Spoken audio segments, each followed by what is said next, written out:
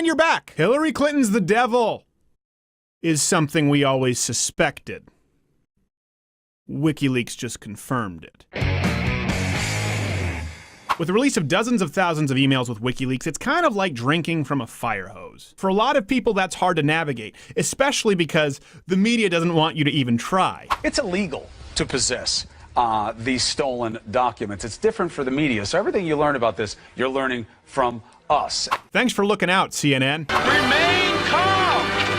All is well. Some of the WikiLeaks are incredibly damning. They would be if we weren't desensitized to the corruption of our current political system. But there are some stories out there that aren't even real from WikiLeaks. They're made up. For example, Hillary Clinton's body was not snatched nor replaced with number 5 from Short Circuit.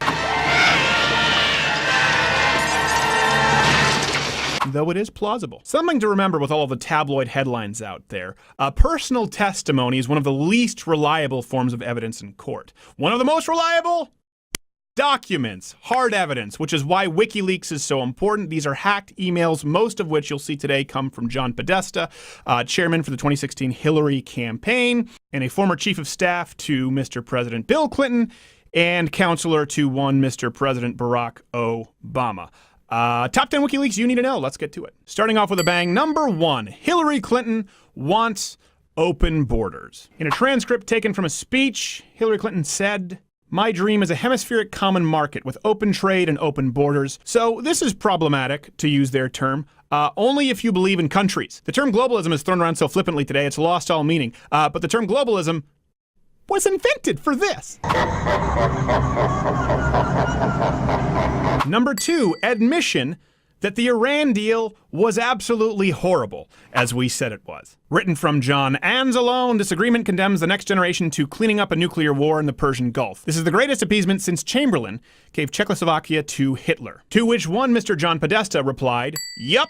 He didn't even fight it. The entire DNC in the public eye. No. The Iran deal isn't what you think. Behind closed doors, it's exactly what you think. It sucks. Thanks, Satan. Number 3, for all you basement dwellers out there, the manipulation and or possible bribing of Bernie Sanders. Written to John Podesta. "We are going to need his voters to turn out in November for Hillary Rodham Clinton. He won't be nominated. I am doing the opposite, repeatedly writing friendly and positive pieces about Bernie as a Hillary supporter, and when the time is right, I will have money in the bank with him and his people as a liberal to urge them to come out in force to vote for Hillary Rodham Clinton." We get it. Bernie Sanders got a raw deal from the DNC, but he was above it all.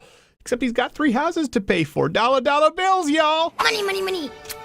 Number 4, Democrats created fake sexist Trump ads. Are you smelling desperation yet? Some of the job requirements designed to look as an ad to work for Trump were as follows. No gaining weight on the job, must be open to public humiliation, a willingness to evaluate other women's hotness, proficient in lying about age if the boss thinks you're too old. Firstly, I don't have too many gripes with those, but we know that a lot of women would, and that's the point. Slander and impersonation coming directly from the horse's mouth. Don't call them horses, that's also sexist, but some of them look like horses. Believe me when I tell you, I have heard the news. Number 5, which is particularly timely because right now the current Democratic Party is being accused of committing voter fraud, which they deny. Which is interesting because Hillary Clinton and her campaign vehemently accused Barack Obama of committing voter fraud in Colorado. I met with Jim and Mike in Denver. They are both old friends of the Clintons and have lots of experience. Mike hosted our Boulder Roadshow event. They are reliving the '08 caucuses where they believe the Obama forces flooded the caucuses with ineligible voters. They want to organize lawyers for caucus protection, election protection, and to raise hard cash symbol. One thing you'll find remarkably consistent is the typos and emojis in these emails. At worst, it's slightly grating, but worth noting. Again, publicly, Democrats deny that they commit voter fraud behind closed doors when there's the infighting and they know that we're not watching. They know, of course, that voter fraud is being committed, but shh, don't tell CNN, they'll do the math for you. Welcome to hell. Number 6, you know how we always talk about how the left refuses to say Islamic terrorism, and it almost seems like they have their fingers crossed, hoping that every next mass shooter or terrorist is white, and they say no. Well, it turns out they do. As written in a private email from, again, Podesta, better if a guy named Saeed Farouk was reporting that a guy named Christopher Hayes was the shooter. Yes, clearly that would have been better for your campaign. Not so much America. And that's the overarching theme here. What's good for Hillary? Not so much good for America. What's good for the goose is good for the gander. They just kill all the geese. Number 7 and 8 are kind of joined. We could probably have another 20, 30, 40, 5,000 of these examples of the Democratic Party and media collusion. But, of course, we wouldn't have time for that list, so the two that stand out to me most are CNN's Donna Brazile gave the Clintons a heads up regarding a Bernie tweet storm. How do I know? Well, because Podesta wrote, "Thanks for the heads up on this, Donna. Call it a detective's intuition." And yet again, more proof that Bernie got a raw deal. Not a huge Bernie fan, but boy did he get screwed on this. You belong with me! The next one is our own resident favorite, Ezra Klein of Vox.com. If you watch our show at all, you know that we have a good laugh about Vox's articles nearly every week, and we've rebutted a few of their videos, particularly on gun control. As a matter of fact, they are so known to be misleading and far left. There's a verb in Urban Dictionary, Vox-splaining is what they do. Of course, they deny, but when asked with who they thought would keep other journalists accountable, namely only printing positive stories about Hillary Clinton, Jennifer Palmieri, I don't know, wrote this. "I think that person, the degree to which they exist, is Ezra Klein, and we can do it with him today." So you've got Donna Brazile teaming up with the Clintons, teaming up with Ezra Klein, and of course CNN telling you, don't read these emails, we'll read them for you. Are you noticing a trend? If not, you might be a stupid person. Number 9, this is important. We know from WikiLeaks that Hillary Clinton knowingly, criminally deleted emails. Deleted? Again, publicly deny, but we see in a private email exchange with her staffers. Okay, one thing to use personal email, but why the twisted truth on why?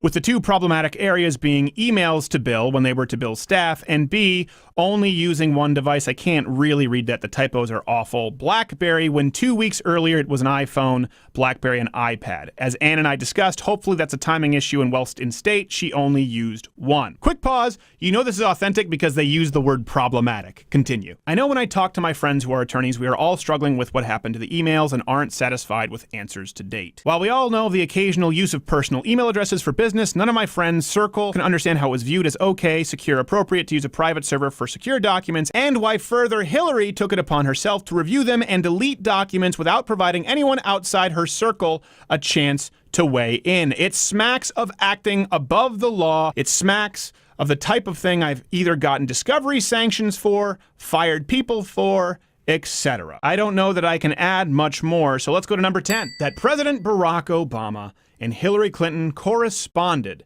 via private email. Why is this so important? She knowingly deleted emails, as you see in those exchanges. Why was she let go when it is illegal to do that? A lot of people suspected that this may go to the top. It may reflect poorly on President Barack Obama. Otherwise, why would he protect her from the fall? There's a lot of back and forth. Here's a highlight. National Review talked about it in an email from Podesta to Mills. He said, "Think we should hold emails to and from the president? That's the heart of his executive privilege. We could get them to ask for that. They may not care, but it seems like they will." In other words, they put these emails under a special category where only Barack Obama would have the executive privilege to ask for them or release them. You think Barack Obama was going to do that? No, of course not. It reflected poorly on him and Hillary, and she could drag the ship down with her. Evil. The emails verifiably prove beyond any shadow of a doubt that Hillary Clinton is lying, Barack Obama himself has been lying, and the media has been lying all along with them. And they've been laughing about it through private emails the whole way. Now, I know we could look silly because at the time of this video, they're still releasing more, and it could get a whole lot worse. I suspect that it will. Hopefully they bring this up in this week's debate. We'll be live streaming it. You don't need a conspiracy. You don't need to lie. You don't need to blow up something any bigger than it is. Just go read the WikiLeaks emails and understand that it's already really bad. If nothing else, a silver lining in this election is I think a lot of people, left or right, their eyes have been opened to just how easily they've been manipulated and how proactive the media has been in doing that. You don't need to trust them anymore. They don't need to be the gatekeepers anymore because you know they've been lying to you. The greatest trick the devil ever pulled was convincing the world he didn't exist. End card time. You're still here. That means you have some decisions to make. Go to louderwithcrowder.com for references. Click my face to subscribe. Watch one of these videos next to me, or you can click the mystery box. Now, I'm not going to lie to you. Mystery box land can get weird.